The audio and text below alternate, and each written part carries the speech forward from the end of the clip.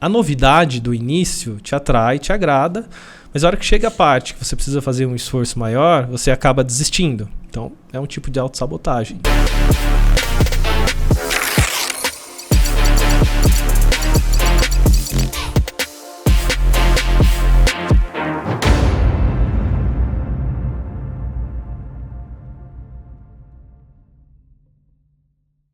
Gupi, seja muito bem-vindo, obrigado por aceitar o convite, espero que você goste aí da nossa conversa. E quem é Gupi sem falar o que você faz? Gupi é um cara interessado na história das pessoas, um cara que fica feliz e empolgado com o progresso, com o desenvolvimento do outro. É um cara que adora ser pai, que ama jogar tênis, né, e que é apaixonado pelos filhos. Existe cura para toda dor? Ou no final da história a gente só aprende a como tratar melhor dessas possíveis dores ou como carregar ela ao longo do término da nossa vida? Existe cura ou é só uma maquiagem que a gente consegue passar por cima delas? Existe cura para dor, mas não existe cura para toda a dor. Para algumas dores cabe a resignação, a resiliência, a capacidade de tolerar aquilo que não pode ser curado. Mas para algumas dores, sim, são como feridas que podem ser cicatrizadas. Mas isso vai sempre variar de pessoa para pessoa. Por exemplo, existem dores que algumas pessoas conseguem eliminar de vez e outras apenas entender como levar elas ao longo da vida? Sim, por exemplo, você pode superar o fim de um relacionamento que foi muito importante para você, mas talvez superar a perda de um filho ou de um ente querido muito importante pode ser que não seja possível, né? E você tem que aprender a conviver com aquilo. Certo. Me conta agora falando o que você faz, me conta de uma forma resumida, porque eu sei que a história talvez seja longa. Qual foi sua trajetória, né, dentro do que você faz para você chegar até aqui? Quem é o Gupi profissional? O que você almeja hoje? Onde você vai chegar? Bom, acho que eu posso começar falando por que eu escolhi fazer psicologia, né? Eu estava ali um garoto, né, que adorava música, adorava jogar basquete, estar com os amigos, tocar guitarra, e chegou o momento de escolher fazer uma faculdade. E eu escolhi psicologia por aproximação, né, por esse interesse nas pessoas, né, gostava muito de ouvir as pessoas, sempre fui um bom ouvinte. E durante a graduação me encantei com a clínica em saúde mental, né, com a psicopatologia, e ali começou a despertar em mim um interesse genuíno em tratar as pessoas, ajudar as pessoas a terem mais qualidade de vida, né, terem uma saúde mental melhor. E aí, ao final nos 2 últimos anos da faculdade, comecei a pensar, o que eu vou fazer depois que eu me formar, né? Eu estou estudando, adorava estudar, mas como é que eu vou colocar tudo isso em prática, né? É muito complexo, a mente humana é extremamente cheia de emaranhamentos, não é fácil compreender, cada pessoa está dentro de uma história muito específica. Então aquilo me assustava também, né? Como é que eu vou ajudar uma pessoa que vai trazer o sofrimento, a história dela para mim? E aí, um professor muito querido, o Cassiano, ele foi parceiro e me orientou. Olha, Gupi, eu acho que é interessante você ir fazer residência, né? Na época chamava aprimoramento profissional, que é um programa da Secretaria de Saúde do Estado de São Paulo, que é como se fosse a residência médica, mas para outros profissionais da saúde. E aí eu achei super bacana aquilo, falei, putz, é ali que eu vou aprender a trabalhar, né? Você começa recebendo uma bolsa, vai trabalhar numa instituição e tem supervisão com os melhores professores ali, né, do estado. Então eu fui fazer isso, fui fazer na Unesp, em Botucatu, e ali comecei a aprender a trabalhar. De lá fui embora, né? Fui trabalhar com Médicos Sem Fronteiras, trabalhei fora do país, depois voltei para o Brasil, aí vim para Itapetininga, abri o meu consultório aqui e deu tudo muito certo. Comecei atendendo por plano de saúde, né? Tinha uma clientela, tinha uma demanda reprimida muito grande, então assim que eu entrei no plano de saúde, a agenda encheu na hora. E aí sempre trabalhei direitinho, muito estudioso, focado, comprometido com cada caso. Fui fazendo meu nome e aos poucos fui migrando só para pacientes particulares, né? E aí em 2016 saí de todos os planos, fiquei só com pacientes particulares e tô até hoje no consultório, né? Sempre focado, desenvolvendo, estudando, né? Terminei recentemente minha 6ª pós-graduação, então nunca parei de estudar. E você tem uma especialização, algum público que você atende ou que você não atende? Eu não atendo crianças, né? Jovens e adolescentes eu atendo na fase de escolha profissional, né? Onde eu trabalho com orientação vocacional, e atendo adultos em geral, né? Que têm algum sofrimento existencial ou estejam acometidos por algum transtorno mental, propriamente dito, como uma ansiedade, depressão, toque. Você sempre foi daqui ou você veio de outra cidade? Eu vim de outra cidade, eu não sou daqui, né? E você veio pra cá quando? Eu vim pra cá em 2012. 2012. Mas você tá na profissão há quanto tempo? Eu tô na profissão, eu me formei em 2007, desde 2008. Olha, vai fazer 20 anos já, logo. Quase. Você é novo, Gup? Quantos anos você tem? Sou novo, tenho 39. 39. Então, mas resumindo, é psicologia por amor. Sim. Porque, assim, eu acho que eu tenho uma sede muito grande de desenvolvimento, sou muito curioso. Acho que atrelado a ajudar pessoas e a me desenvolver também intelectualmente, né? Eu gosto de aprender, eu gosto de cada paciente que chega lá, né? Cada paciente novo que começa um processo comigo, ali é uma jornada única e eu tenho um prazer enorme em entender aquela história, ajudar a pessoa a sair daquela situação na qual ela está sofrendo e vê-la progredindo, se desenvolvendo também, né? Não só o alívio da dor, mas o desenvolvimento daquela pessoa. Para você fazer isso com excelência, você precisa ter curiosidade, né, disciplina para poder estudar, engajamento, né, foco, senão o processo não acontece. Sim, você também usou uma palavra aí que você definiu o seu início como um sentimento genuíno de ajudar as pessoas. Acho que isso faz toda a diferença também, né? Sim. Porque há quem... eu acho que isso falta em muitas pessoas em várias profissões diferentes. Não só na sua, não só na minha, mas em todas as outras, né? Partir de um desejo genuíno de algo, ou de uma... quando a pessoa se identifica ali com aquela profissão de verdade, é claro que no decorrer do curso, no decorrer da vida, você vai se lapidando, você vai descobrindo coisas que não eram do jeito que você imaginava, outras melhores, outras não tão boas assim, mas essa essência falta um pouco em algumas profissões, né? E principalmente quando se trata do cuidado de pessoas, né? Às vezes a gente enxerga que tem gente cuidando de gente, mas não nasceu para cuidar de gente. E é notável isso, né? Principalmente na área da saúde tem muito, né? Muito real. Eu acho que todo profissional da área da saúde precisa ter um desejo genuíno de buscar o bem-estar de quem ele está cuidando. Se não tiver isso, está na profissão errada. Olhando de fora, e aí você vai me corrigir. Aliás, no decorrer da nossa conversa, sempre me corrige se estiver errado, porque eu sou leigo no assunto, tô aqui para aprender, tá?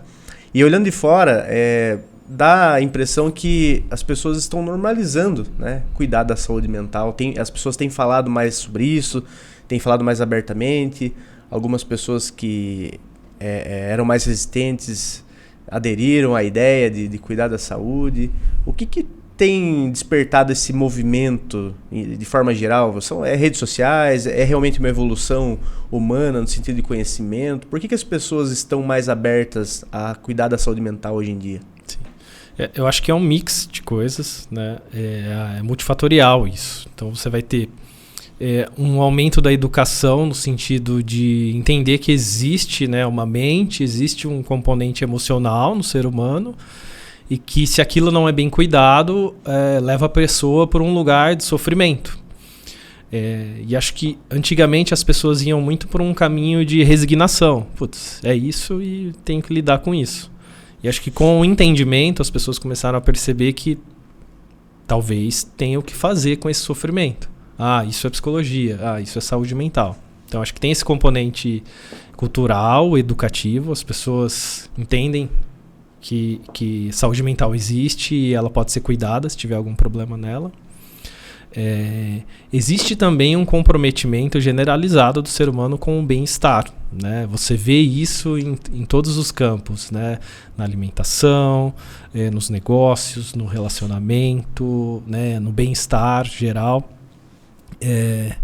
E também o desenvolvimento da ciência, né? Tanto as ciências do cérebro, né? Que a gente chama de neurociências, as ciências cognitivas e a ciência psicológica, né? Vem compor todo esse arcabouço de recursos para você poder, para que as pessoas possam ser ajudadas nesse campo, né?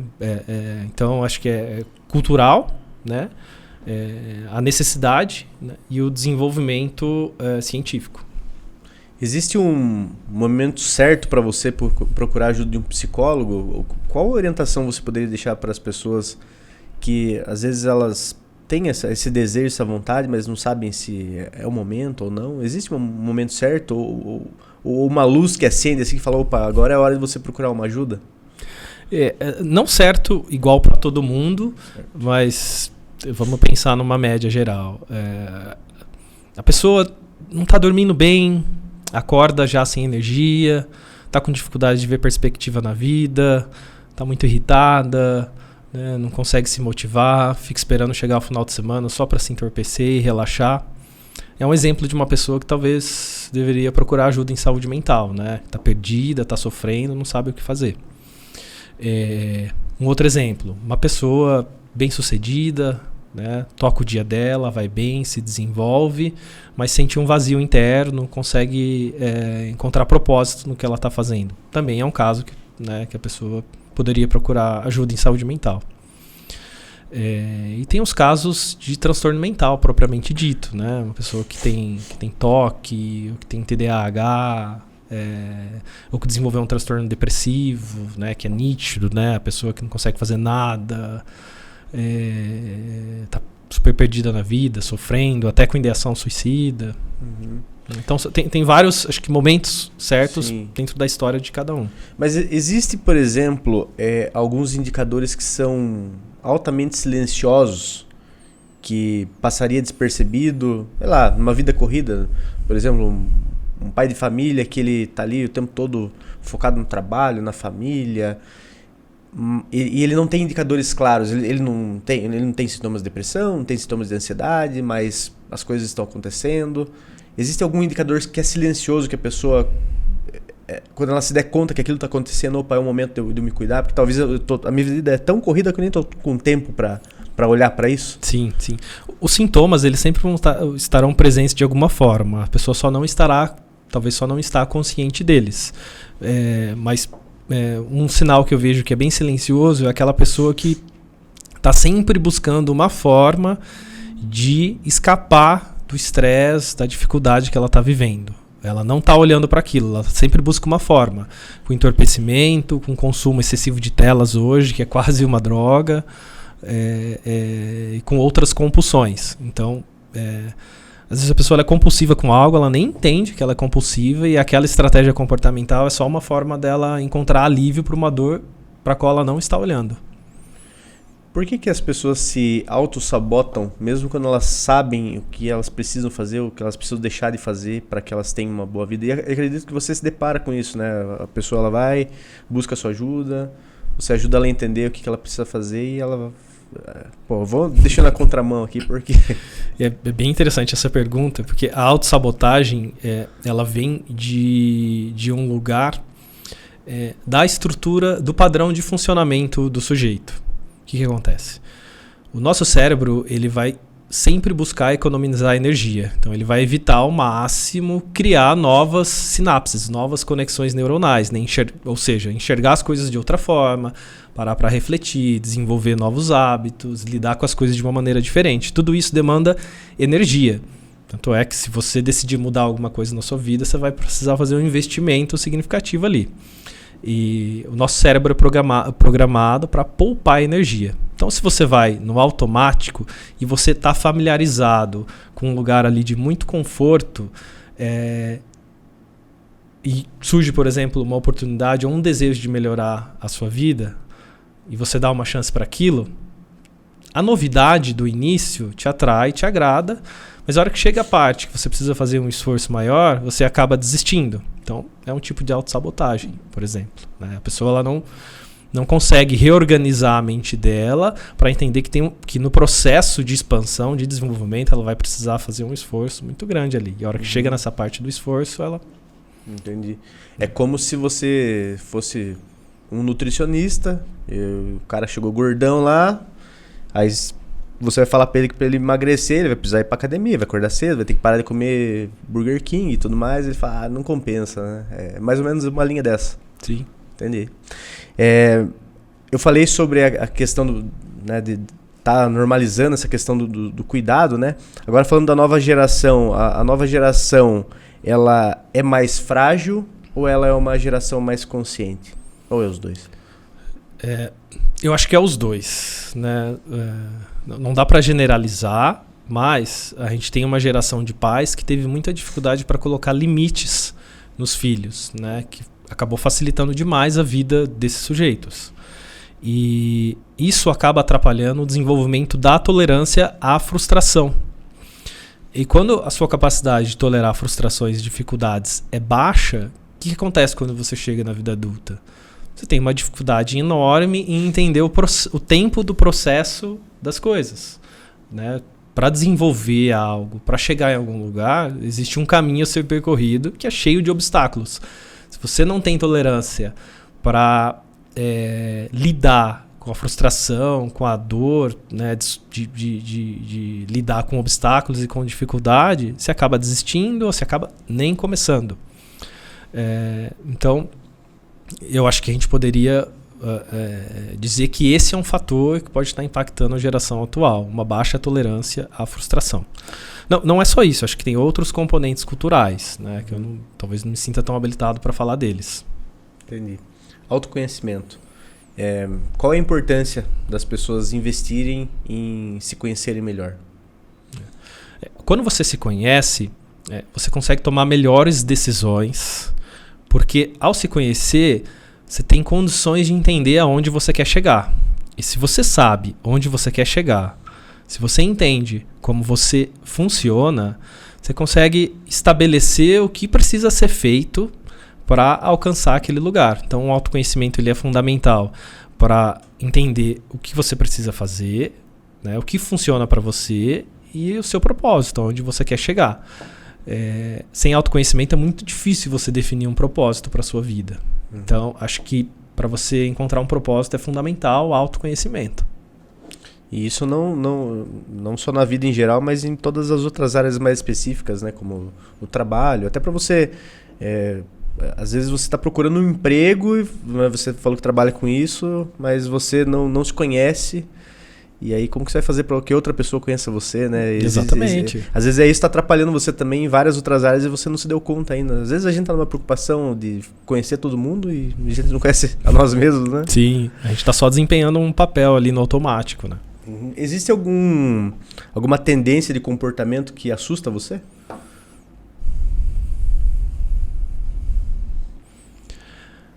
Olha, na adolescência, né, o adolescente ele busca se agrupar por identificação e é uma das principais necessidades dele se sentir pertencente a um grupo. Tá? Me assusta grupos que estão ligados a existir como alguém que... Quer ver? Deixa eu dar um exemplo. Outro dia eu ouvi que tinha um grupinho de meninas se reunindo para se cortarem. E o prazer delas era em fazer um corte no braço, com uma lâmina. E a história que eu ouvi é que uma das meninas não queria fazer aquilo, mas queria pertencer ao grupo, queria estar com as amigas e foi lá e participou disso. E quando ela chegou em casa e a mãe viu aquilo, a mãe ficou horrorizada. Então, a adolescência acho que é uma fase da vida que os pais precisam estar muito presentes para entender com quem os filhos estão se identificando, com quem os filhos estão querendo se agrupar. Então, acho que é um tipo de situação que me assusta. Eu confesso que eu pensei em falar sobre isso, até porque esse assunto aqui em Itapetininga está bem latente, né? Achei um pouco delicado, mas como você entrou no assunto, eu agradeço por isso. O que os pais têm que ficar atentos nessa época? Porque realmente é uma preocupação, porque é uma fase em que é difícil não só para os adolescentes, mas também para os pais, né?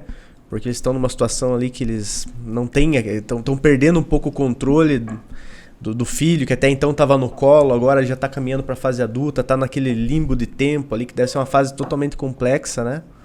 E o que os pais precisam olhar?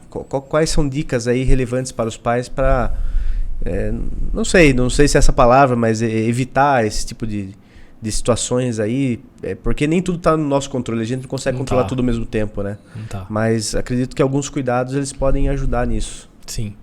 Filhos são uma caixinha de surpresa, né? Mas é fundamental que você, ao mesmo tempo que coloque limites, né, e esses limites precisam ser claros e bem definidos, esses limites também não podem sufocar. É preciso deixar uma margem para que esse sujeito desenvolva autonomia. Porque quando ele desenvolve autonomia, né, já vem desenvolvendo autonomia desde criança, mas com limites também, ele vai chegar na adolescência entendendo até onde ele pode ir e entendendo do que ele é capaz também. Então ele consegue discernir melhor aquilo que faz mal para ele ou não. Eu acho que assim, em termos educacionais esse é um ponto. Então limites precisam ser claros, né? Exemplos básicos. Limite com dinheiro, limite com horário, limite com uso de telas, limite com consumo, né? Limite com o que faz. Isso já é uma forma de você, né, ensinar o seu filho a ter limites. E autonomia, né? Não fazer tudo por essa criança, por esse adolescente, né? Dar espaço para ele fazer aquilo que ele pode fazer. E na adolescência propriamente dita é fundamental que os pais tenham ciência com quem que esse filho está se envolvendo, onde que ele faz, o que ele faz. Eu não falo sobre uma vigilância absoluta, porque isso pode ser invasivo e gerar outros problemas, mas os pais precisam estar minimamente cientes de quem esse filho ou filha está próximo. Né? A criação enquanto criança, ela tem esses reflexos na adolescência? Ou a adolescência é realmente uma virada de chave que tudo que você fez, você pode ter feito tudo certinho e vai virar tudo no avesso? Como você falou, uma caixinha de surpresa, né? Deve ser mais ou menos isso, né? Sim, sim. Tem um impacto significativo, né? Então, a qualidade que você ofereceu de infância para o seu filho, não só em termos materiais, mas em termos afetivos, em termos de orientação, em termos de educação, vai ter um impacto significativo na adolescência. Mas a adolescência é uma fase que os filhos querem criar ou pertencer às próprias tribos, né? Então eles começam a se afastar dos pais. E é uma fase delicada para a gente que é pai, que é mãe, ver esse filho querendo buscar o espaço dele. Então a gente precisa lidar com essa dor nossa, mas ao mesmo tempo não é o momento ainda de soltar totalmente a corrente desse sujeito, né? Entendi. Eu ouvi outro dia uma frase que eu achei muito interessante, né? O dia que seu filho não quiser passar o Natal com você, ou não quiser passar o Ano Novo com você, e quiser fazer as coisas dele, é porque você fez um bom trabalho. Faz sentido. Até, inclusive, era uma das perguntas que estava mais pro final aqui, que eu ia perguntar exatamente sobre, agora já dá pra gente emendar nesse assunto, sobre o impacto da ausência dos pais na construção, né? Não só dos filhos como criança, adolescentes, mas também nos adultos que eles se tornarão, né? Porque acredito que a gente é a soma de todos os reflexos que a gente tem desde o início, né? E acredito eu que a ausência dos pais, em algum momento, elas vão refletir no adulto, né? Que você venha se tornar algum dia. Então eu queria que você falasse um pouquinho sobre isso, sobre a ausência. Sim. Não existem pais perfeitos. Se você está tentando ser um pai ou uma mãe perfeita, você vai falhar. Miseravelmente. Miseravelmente. Disso eu tenho certeza.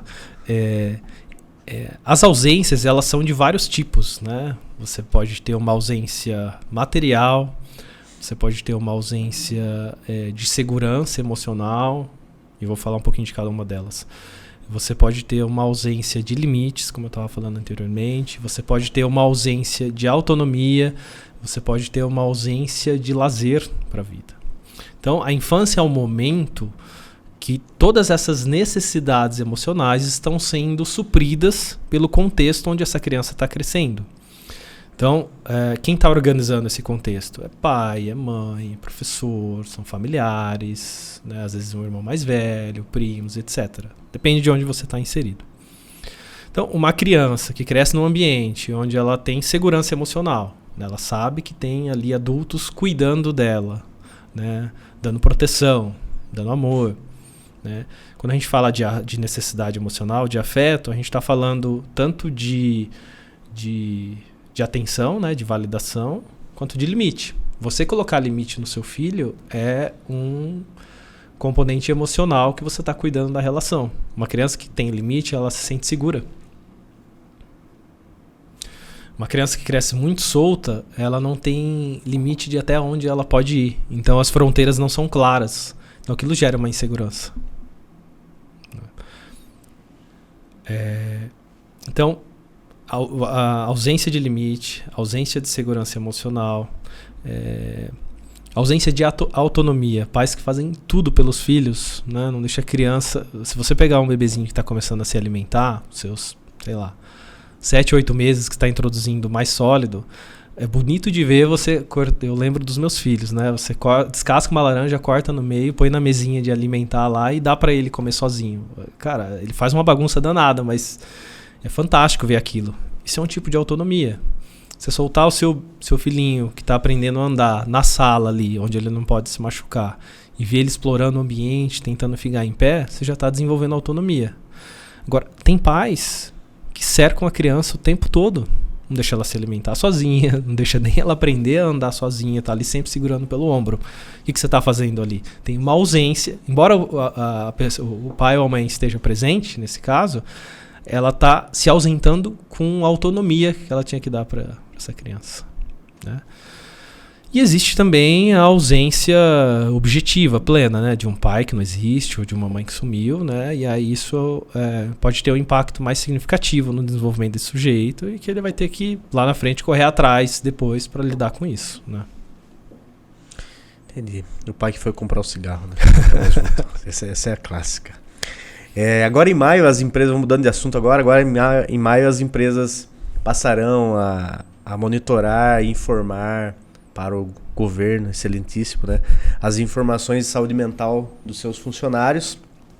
E esse assunto ele vem dividindo opinião na classe contábil, na classe administrativa, né, porque é uma obrigação que, como será para todas as empresas, né, aquelas que tem um funcionário só, as que têm 1.000... então é um negócio que divide opiniões, é novidade para todo mundo, né? Mas queria que você falasse um pouquinho agora sobre essa exigência das empresas estarem monitorando isso, como que vai funcionar na prática. Sim.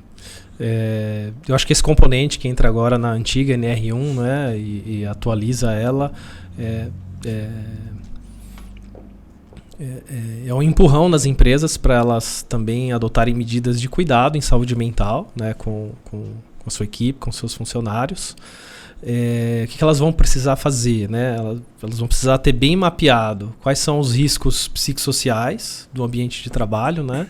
O que são riscos psicossociais, né? A gente fala isso e acho que todo mundo entende.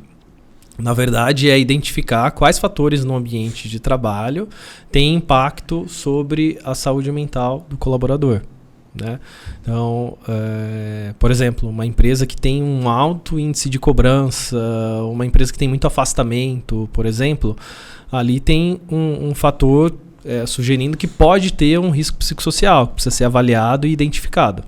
Identificado aquilo, é importante que a empresa implemente medidas para mitigar, né, para amenizar aquele risco. Então você vai ter basicamente duas linhas: a identificação dos riscos ligados à saúde mental e as ações para minimizar aquilo. Não é que as empresas vão precisar contratar o psicólogo para ir lá fazer terapia com os funcionários. Não é bem isso, né? Elas vão precisar ter profissionais da saúde mental para ajudá-las a avaliar, né, os riscos psicossociais e a definir um plano de ação para lidar com aquilo, né? As ações elas podem ser várias coisas, né? Grupos de conversa, treinamentos, palestras. Dentro da esfera trabalhista, o elo mais fraco, juridicamente falando, sempre vai ser o trabalhador, né? E na teoria, isso são medidas para proteger o trabalhador, né? E acho muito importante e necessário, com certeza. Agora, na prática, olhando do lado empresarial, vem aumentando o volume dessas reclamatórias, né, de pessoas que adquirem ao longo do tempo algum problema como depressão, como ansiedade, e em algum momento atribui isso à empresa, né? E agora olhando para o lado da empresa, é uma complicação, porque é difícil você, como empresa, assumir uma responsabilidade, né? Porque às vezes aquele problema que a pessoa está tendo ali é algo que foi plantado há 30 anos atrás, então, não tem nada a ver com a história, você acabou de chegar na história, né? Então é uma situação complicada, né? É difícil de colocar a responsabilidade na empresa. Por isso que preocupa, acho que muitas empresas, porque já está acontecendo esse movimento. Já está acontecendo o movimento de funcionários tentando responsabilizar a empresa por situações que não tem como comprovar que realmente aconteceu ali. Sim. Né? Agora vem uma obrigatoriedade dessa de monitorar. Dá a impressão que vai aumentar ainda mais esse leque de possibilidades para as empresas estando respondendo por essas situações. O que você acha? Então, eu acho que a gente tem que olhar para o empresário também e preservá-lo, protegê-lo, dar condições do negócio dele fluir, né? O governo vir e criar condições para dificultar a vida do empresário não é algo bom também, né? E é muito interessante você trazer isso, porque essa atualização na NR1 traz uma série de pontos novos lá, mas que nunca foram colocados em prática, propriamente dito. Então, ninguém sabe muito bem como conduzir isso. E você trazendo essa questão, me ocorreu o seguinte, que é algo importante de se pensar. Talvez na admissão desse sujeito, fazer uma triagem, uma avaliação de saúde mental para poder analisar como ele estava no momento em que ele entrou na empresa, né? Então talvez seja uma forma da empresa ter condições de dizer, olha, quando esse sujeito entrou trabalhar aqui, né, parece que já tinha uma condição de saúde mental. Não sei se isso caberia, é algo de se pensar, né? Acho que com a sua questão me ocorreu essa possibilidade. Seria uma possibilidade, que é mais ou menos o que já acontece com o exame clínico, né? Sim. Você entra, faz o exame clínico admissional, não é lá aquelas coisas, a gente sabe. Mas o resultado é que no final você faz outro, e se você estiver bem, você tem lá um laudo de um profissional que falou que ele estava testado tanto para entrar como para sair, e isso vai te trazer algum tipo de sim. Porque de fato, você pode ter uma pessoa que adoeceu em termos de saúde mental no trabalho, mas o contexto que levou aquilo está em casa, por exemplo, né? Perfeito. Então, acho que criar mecanismos para dar essa segurança para a empresa também acho que é fundamental. Acho que é algo da gente elaborar, pensar a respeito. Eu acho que até, inclusive, dentro das regras, eu ainda não parei para ler, que é muita novidade, mas parece-me que as empresas que já têm algum tipo já tiveram ocorrência ou têm algum tipo de recorrência nesse tipo de situação, né? De funcionários que são afastados, que já tiveram problema de saúde mental, que já sinalizaram isso, elas terão um olhar maior, talvez, nessas obrigatoriedades. Sim. Por exemplo, bancos, né, que trazem muito esse tipo de problema. Então, aí já é uma linha que faz mais sentido. Sim. Você já tem um indicador ali dizendo, olha, preciso olhar para isso. Até porque uma empresa com um ambiente que proteja, né, minimamente a saúde mental, ela está fazendo um benefício para ela também, né? As pessoas funcionam melhor, né? Uhum. Falando sobre o mundo digital, qual é o novo sofrimento que a era digital, principalmente as redes sociais, estão criando ou cultivando na sociedade? Uma das coisas que as redes sociais mais ativam no ser humano é o sentimento de inferioridade, né?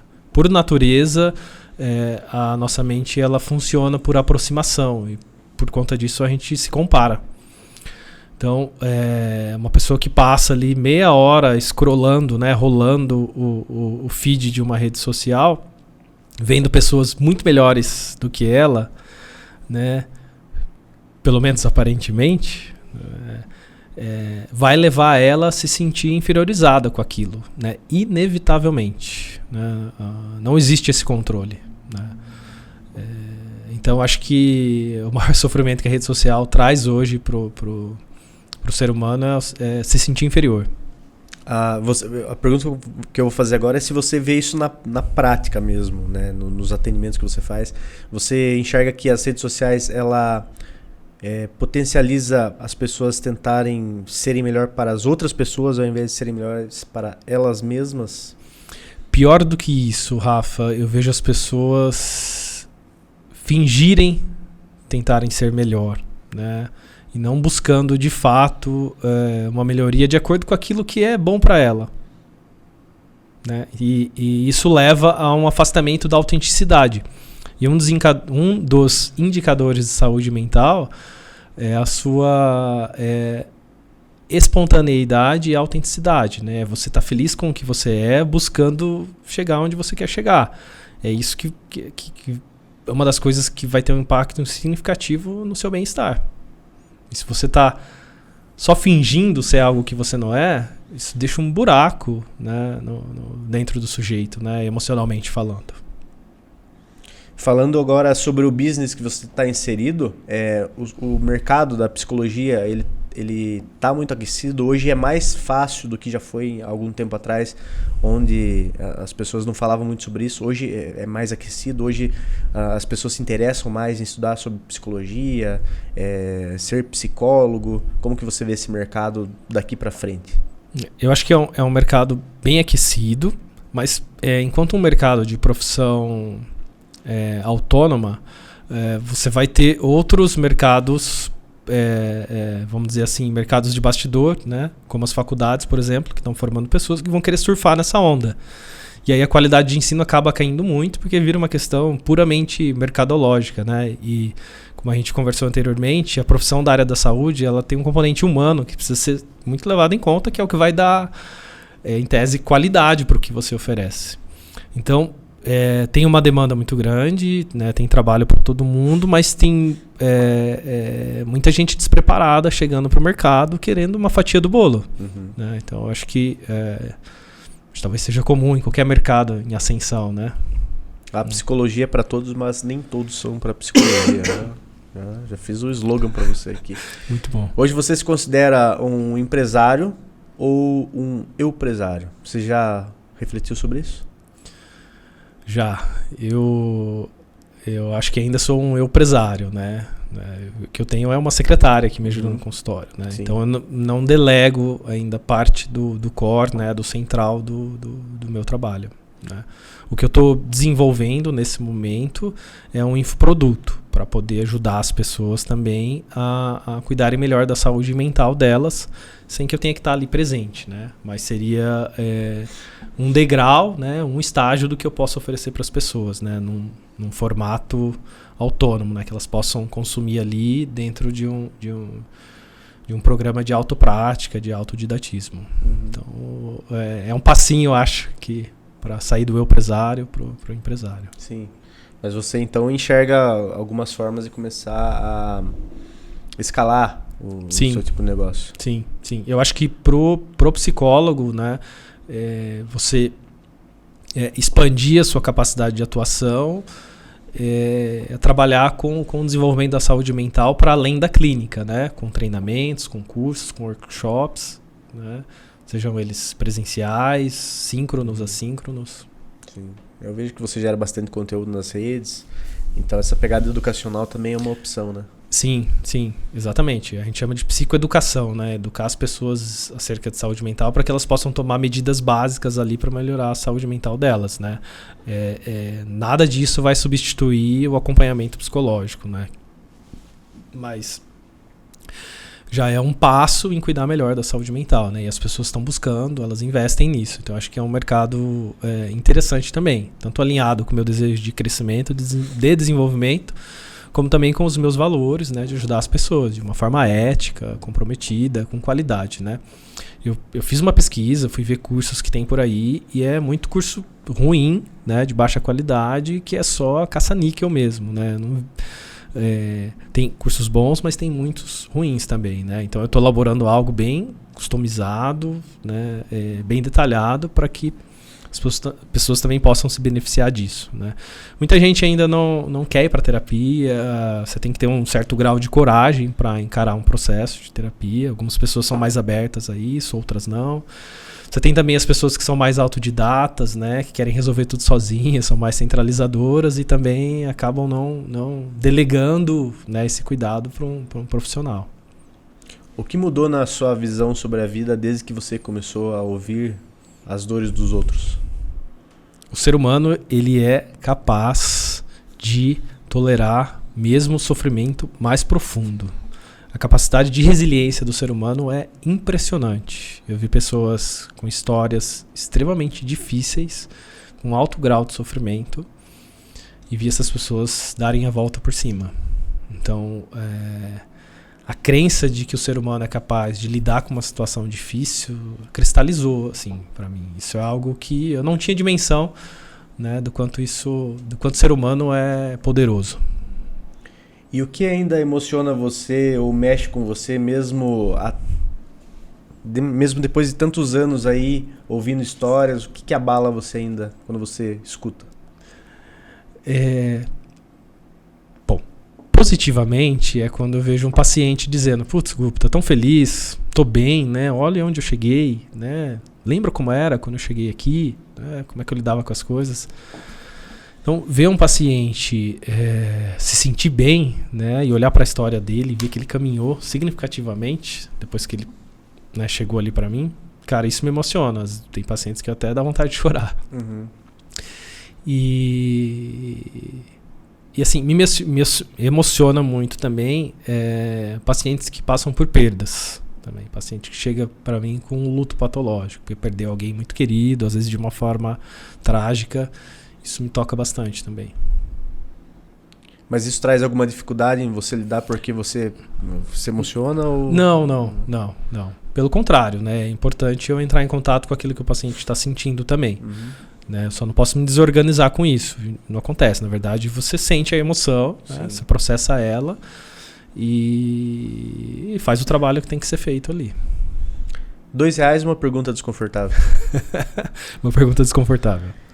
E diante de tudo isso que você falou, quem cuida de você? Eu entendo que você é uma esponja, um imã, né? Uma série de dores, problemas e a gente vai ali acumulando, né? As coisas no dia a dia que vão chegando para nós. Eu falo a gente porque na minha profissão eu sinto isso. Imagino na sua que as pessoas acionam você normalmente para isso, né? Sim. E como que é esse autocuidado? Você tem a quem recorrer? Você falou o autodidata, você é o cara que tem que sentar com você mesmo e colocar as coisas e se organizar. Como que é?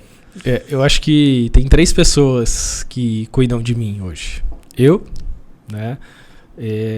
Quando eu sou disciplinado com o meu tênis, com o meu hobby, que é tocar guitarra, que é fazer música com a minha banda. Então, quando eu cuido disso, eu estou cuidando de mim, porque é algo que me faz bem, que me dá lazer, né, que me coloca em contato com a criatividade. Eu tenho o meu supervisor, né, que é um psicólogo mais sênior do que eu, com quem eu discuto alguns casos, né, e me encontro com ele regularmente. E tenho a minha psicóloga, onde eu falo com ela sobre as minhas questões, minhas dificuldades, né, ou coisas aleatórias, né, mas são essas 3 pessoas que cuidam de mim.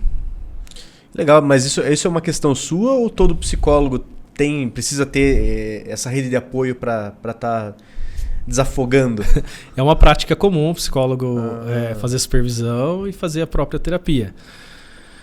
Mas muita gente não faz. Né? Muita gente, eu acho que a maioria acaba não fazendo, né? Não investindo nisso, que é algo que é muito importante. Sim. Mas é uma praxis da profissão. Você comentou sobre os seus hobbies, isso é muito importante. Você comentou o tênis e a banda também, né? Dupla face. É importante você ter essa válvula de escape, cada um, né, dentro do que gosta. Você acha que isso é necessário? É fundamental. Recomendo, é fundamental. Né? Eu acho que um homem, né, que um ser humano sem um hobby é como um ser humano sem um banco, né? Onde que ele vai sentar? Né? Então, você ter coisas que você gosta de fazer pelo prazer que elas dão, né, pelo bem-estar que elas te trazem, é fundamental para você manter uma vida equilibrada. Eu percebo que às vezes eu fico, por exemplo, um tempo sem tocar, né, um pouco afastado da música, e algum período depois eu noto que tá faltando algo. Aí eu lembro, putz, eu tô um tempão sem mexer com música. Aí a gente volta a ensaiar, né, volta a tocar sozinho também, e aquilo me reativa coisas muito boas.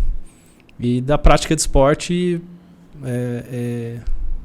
às vezes uma semana que eu fico sem, eu já sinto falta. Legal. Gupi, obrigado pela sua presença, espero que você tenha gostado.